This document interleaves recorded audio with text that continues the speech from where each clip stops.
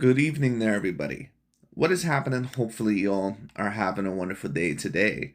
So, when it comes down to it, I thought, of course, that I would give my fight breakdown and my fight review of the Oleksandr Usyk versus Daniel Dubois fight.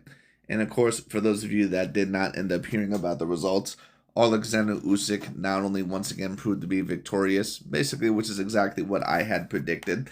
But of course, eventually he ended up getting the stoppage and a lot earlier than what some of us may have predicted. I believe that it was in round 5.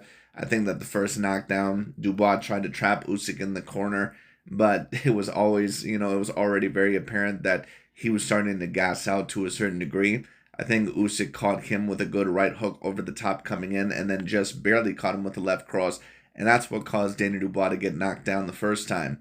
Now, of course, he got back up from that. Credit to him. And I believe that Usyk, after that, landed a wicked overhand left or a good left hook right over the top, right on his chin. And, of course, Daniel Dubois just could not recover from that. Now, that being stated, once again, am I surprised by this result whatsoever? No, I'm not. And the reason why I'm not surprised by this result whatsoever is because, as I already stated, Daniel Dubois is not on the level of an Oleksandr Usyk. And when you talk about someone like Oleksandr Usyk, Usyk is someone that isn't just a great fighter. He's not just someone that's a highly skilled fighter. He's someone that is an all-time great level fighter. And when you talk about someone like a Daniel Dubois, he does not have the type of style, in my personal view, to beat that of an Oleksandr Usyk. Now, for example, when I reviewed that one video yesterday where I believe Showbiz the adult, he betted 10K on Daniel Dubois in order to win this fight. That's why I always state that 99.9% of people's boxing predictions or their analyses or their fight breakdowns, even if they're former professional fighters, oftentimes it really don't mean shit. And the reason why that is because they pretty much go off of what they believe would happen or what they would do, or they go off of a whim, or oftentimes, more than that, because of some racial element if you're a Dante's Boxing Nation or an Aki TV, or because you feel something special about this fight, so basically basing it off of a complete whim without any actual evidence whatsoever, which is exactly what Showbiz the adult did. And I'm not something that bases my fight predictions off of that. I base it off of reality and I base it off of what I see. And I also base it off of, is this style good to beat that other style? And Daniel Dubois' style is never, ever, ever going to defeat a great version of Oleksandr Usyk. It's never going to. Now, there's a certain amount of people, of course, that debated that, Daniel Dubois is going to come rushing in at Usyk this time. He's going to try to go to the body. And if you pressure Usyk, then overall, Oleksandr Usyk may not be able to handle that quite as often. Usyk is someone that has a little bit of a problem if you end up pressuring him. And of course, we've seen a little bit of the problems with the body shots in the past. And the same body shot, actually, that Daniel Dubois seemed to land last fight seemed to land this fight. And in my view, it still was a bit low. But this time it was not called. So it is what it is. It's very obvious that, in my personal view, that the British Boxing Board, that they were going to give a little bit more leeway to that of a Daniel Dubois because they really wanted him to win this fight. But I mean, it is what it is. But that being stated, I understand certain people, saying that it was a legal punch. In my view, it's a little bit low. If there is a punch that lands on any part of the shorts at all, in my view, especially on the lower part of the belt line, in my view, it's low. Now, you can land on the lower part of the belt line, in my view, and it maybe not be low. But if you're starting to touch, outside of the belt line on the bottom, on the top part of the shorts, that's a low blow in my personal view. So it is what it is. But that being stated, Oleksandr Usyk, of course, ate the shot. Perhaps it was not as hard as what it was in the first fight. But Usyk showed that Daniel Dubois style, once again, that it's just not going to be able to beat him. And a lot of people, once again, they predicted that heading into this fight, that Daniel Dubois, that he was just going to come in here, bring chaos, as Daniel Dubois stated, rush in, go balls to the wall. And I already told people this. Daniel Dubois doesn't have that type of style to do that against Oleksandr Usyk. He's someone that prefers to work behind his jab. He's someone that prefers to work a little bit within the mid-range. And he's not someone that has the quickest of feet. He's not someone that has the best of head movement nor the best of defense. He wasn't just going to be able to go in there and go balls to the wall against Oleksandr Usyk and just completely knock him out. That's not his type of style. Daniel Dubois is someone that, although he comes across as a brawler, he actually likes to set you up with certain shots. I'm not claiming that he's the best technician that I've ever seen, but if you rewatch the AJ Anthony Joshua fight, when he first hurts AJ, he's starting him off with mid-range jabs and he's starting him off with a good mid-range right hand or a good right hand over the top. He's not just going balls to the wall and trying to use his size, or I shouldn't say size against AJ, because AJ I think was even bigger than him. But he's not trying to just go in there, use his size, or use his brute strength or anything like that. Dubois is trying to set you up with certain shots. And there's only so much that you're going to be able to do against Oleksandr Usyk if you're not an all-time great level fighter. And Daniel Dubois is someone that may even be a great heavyweight. He's someone that is an A-grade level heavyweight, but he is not someone that is ever going to be classified, in my personal view, as an all-time great level fighter. He's just not. It is what it is. That being stated, great performance by that of an Oleksandr Usyk. I'm not really surprised by anything that I did end up seeing within this fight. Pretty much everything that I had predicted ended up coming to fruition. Oleksandr Usyk is an all-time great level fighter. He's someone that is an extraordinary level special fighter. Now the question is, after this performance, where does Oleksandr Usyk rank in terms of the all-time greats? Well, it depends on where you rank him, and it depends on what your standards are. In my personal view, at a minimum, at the very least, Oleksandr Usyk is up there with certain fighters like Bernard Hopkins, Andre S.O.G. Ward, Joe Calzaghe, Canelo Alvarez, Terrence Bud Crawford, and certain guys like that. I put all those guys around the same level. Guys that would be within my top 30 to top 20 pound-for-pound fighters of all time. Usyk is right there with them, if not even above some of those guys. Usyk is undefeated in his career. He's never really been officially knocked down in his career. He's someone that has beaten a multitude of A-grade level fighters, both at the cruiserweight division and the heavyweight division. Now, the next topic is, of course, who does he fight next? Of course, Usyk brought up Tyson Fury for a third time, or AJ Anthony Joshua. He even mentioned that, of course, before this fight, because I believe that he wants the quote-unquote big payday and believes that the crowd at Wembley and in London, that it would do big numbers. But that being stated, for us boxing aficionados, we really don't have any interest in a trilogy match with any of those fighters, because it was very apparent that Usyk ended up beating them quite clearly on all four occasions.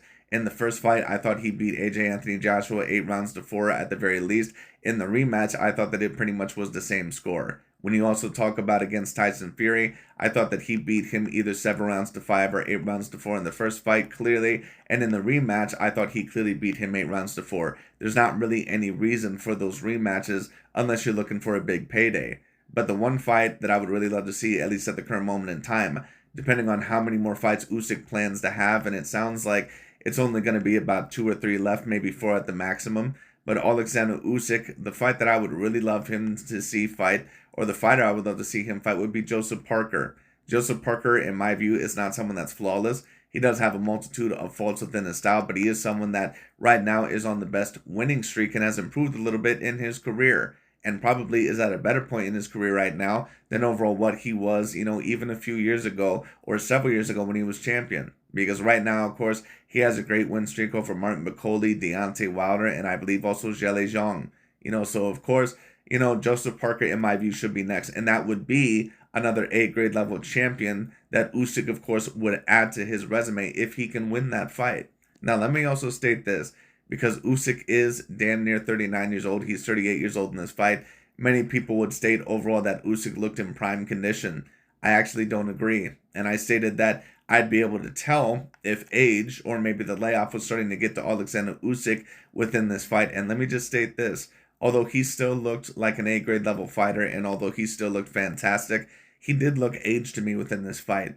He looked slower to me than what he did within prior fights. I thought that he looked a little bit slower in terms of his speed and in terms of his movement. His movement and his speed, of course, is still top-notch, but just like I seen with Canelo Alvarez in the Gennady Golovkin trilogy, and also within the John Ryder fight, just as I seen Canelo Alvarez starting to age then, and now, of course, it's much more clear that he's an aged fighter. Oleksandr Usyk, in my view, this is the beginning of him starting to age as a fighter. So he doesn't really have that many more fights left. I would love to see him fight Joseph Parker next, because once again, there's no reason for the Tyson Fury trilogy. There's no reason for the AJ Anthony Joshua trilogy, especially after you just beat Tyson Fury twice. And AJ Anthony Joshua, I mean, that dude is done. He has nothing left in him, at least not against any elite level fighters. So, I mean, we'll see.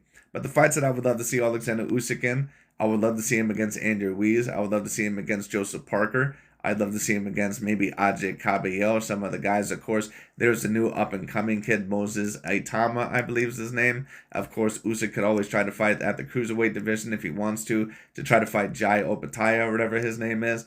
But I think that the best likely thing to do would be to fight that of a Joseph Parker. Because I don't know if Usyk would be, I'm not sure if it would be a great idea to try to drain himself all the way back down to cruiserweight after he's been adjusted to heavyweight now for several fights. So the next fight that I would love to see would be Joseph Parker. But we'll see what ends up happening with that. Or maybe if Jai Opataya maybe wants to move up, overall a division. We'll see overall what ends up happening there. But the fight that I would really love to see him in next is Joseph Parker. Joseph Parker, of course, is still bigger than Oleksandr Usyk. He's someone that is going to have the weight and the size advantage over him. But Usyk, of course, is just a phenomenally and astronomically skilled fighter. All-time great level fighter. Like I stated, for an all-time great level, at the very least on the same level as guys like Andre Osage Ward and Bernard Hopkins and Joe Calzaghe and Terrence Crawford and Canelo Alvarez. He's at least on their level in my personal view. I place all those fighters on the same level, so anyway. And maybe Tommy Hearns in there as well, because Tommy Hearns, I don't know, but to be honest with you, Tommy Hearns might even be a little bit below their level, because no offense against Tommy, but other than Roberto Duran and Wilfredo Benitez, like what other fights did he really win against fighters that were his own same size? And I'm sorry, but Benitez and Duran were not his own same size. It is what it is. But anyways, that being stated, that's pretty much about it for today. But thank you all so much for watching. We'll see what happens for Mr. Oleksandr Usyk next. But basically, once again, everything I had predicted came to fruition.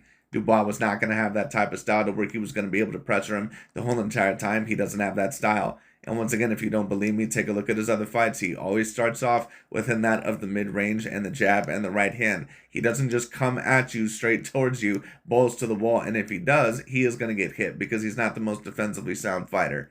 So once again, great on Oleksandr Usyk.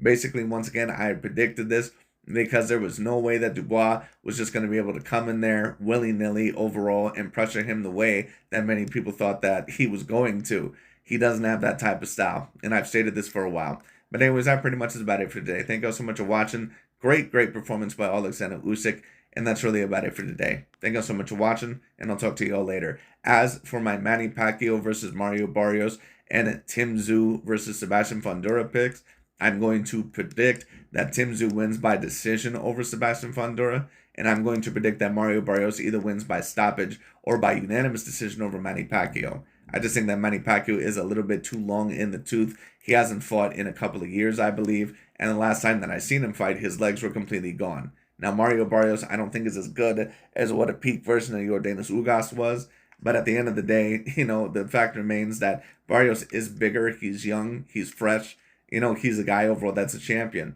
and I just don't see Manny Pacquiao, doing super great in this fight, when in his last fight, he looked basically completely done, and he's been out for 2 years.